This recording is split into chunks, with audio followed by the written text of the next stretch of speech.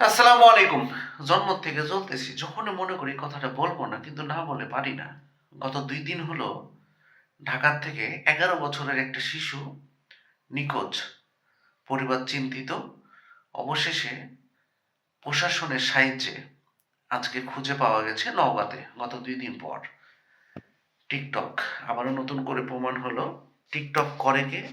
TikTok দেখে কে? ১১ বছরের একটা শিশু যে বয়সে তিনি পুতুল নিয়ে খেলবেন, ছোট বাচ্চাদের সাথে খেলাধুলা করবেন, সেই বয়সে তিনি টিকটকে পরিচয় হয়েছেন একজন ২০ বছরের যুবকের সঙ্গে এবং পরিবার ছেড়ে ১১ বছরের একটা শিশু চলে এসেছে সেই যুবকের হাত ধরে, ভরসায়, ভালোবাসা।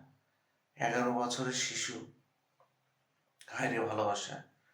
আর এই ভালোবাসায় প্রমাণ করার জন্য, ইতিহাস সৃষ্টি করার জন্য গত ২ দিন ধরে মিডিয়ার থেকে, প্রশাসন থেকে, মা-বাবা থেকে সবাই খোঁজাখুঁজি করার পর খুঁজে পাওয়া গেল কোথায়? ঢাকা কোথায়? আর রাজশাহী কোথায়? চলে এসেছে ভরসা, ভালোবাসার টানে টিকটকের মাধ্যমে পরিচয় হয়ে।